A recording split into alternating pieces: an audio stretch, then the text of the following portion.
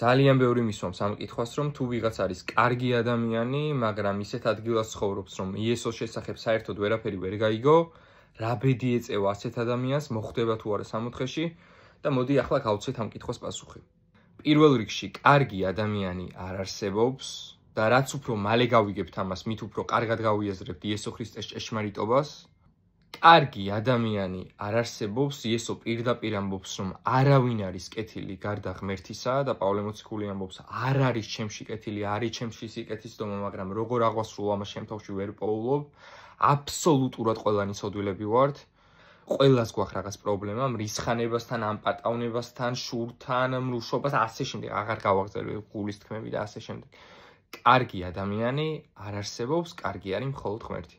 ანუ ახლა ჩვენ ვიცით ორი ფაქტი, ხო, რომ ყველა კარგი ადამიანი სამოთხეში ხვდება, ეს ფაქტია და მეორე ფაქტი არის ის, რომ კარგი ადამიანი არ არსებობს. ანუ ამიტომ დგავართ ჩვენ დილემის წინაშე, ხო? ყველა კარგი ადამიანი სამოთხეში ხვდება, მაგრამ კარგი ადამიანი არ არსებობს. ამიტომ გვჭირდება გადამრჩენელი, ჩვენი მაცხოვარი, უფალი იესო ქრისტე, რომელიც ჩვენი ცოდვების გამო ჯვარს ეცვა, ჩვენი ცოდვების საკუთარ თავზე იტვირთა და თავისი უსასრულო, უსაზღვრო სიყვარულით ცვლის აი ამ ჩვენს გაქვავებულ გულებს. გადამრჩენელი გვჭირდება. კარგი ადამიანები რომ ყოფილიყავით, იესო ჯვარს არ ეცმებოდა, ჯვარც აღარ იქნებოდა საჭირო. კარგები რომ არ ვართ, აი ამიტომ ეცვა, ამიტომ გაწირა ჩვენმა უფალმა ჩვენს გადასარჩენად თავი. ამიტომ ვამბობ, რომ ქრისტიანობა არის ერთადერთი ჭეშმარიტი სარწმუნოება, თორე ჯინი კი არ მაქვს ვინმესი. იმიტომ რომ ჭეშმარიტად გადამრჩენელი არის მხოლოდ უფალი. ასე რომ ჩვენ უკვე გავიდეთ, რომ კითხვაში უკვე იყო არასწორი პრესუპოზიცია, რომ ვიღაც კარგი ადამიანი არის სადღაც, ეს უკვე არასწორი პრესუპოზიციაა და პრესუპოზიციებს დაუკვირდით კითხვის დროს. ეს კითხვის პირველი ნაწილი. ახლა მეორე ნაწილზე გადავიდეთ, რა ბედი ეწევა იმ ადამიანს, რომელიც ცხოვრობს სადღაც უდაბურ კუნძულზე, რომელმაც ვერასდროს ვერ გაიგო ქრისტეს შესახებ. ექნება თუ არა მას შესაძლებლობა, რომ ქრისტე გაიცნოს. რა თქმა უნდა, 100%-ით ექნება ასეთ ადამიანს შესაძლებლობა, რომ ქრისტე გაიცნოს, 100%-ით. ღმერთი არანაირად შეზღუდული არ არის საკუთარი თავის გასწორებაში, არანაირ, აბსოლუტურად არანაირი ლიმიტი არ აქვს მას. ახლა მოდი განვიხილოთ ინსტანციურ დონეზე, თუ როგორ არის შესაძლებელი სადღაც უდაბურ კუნძულში მყოფმა ადამიანმა ქრისტე გაიცნოს. ამის ერთ-ერთი მაგალითი არის მორალური კომპასი, აი სინდისი.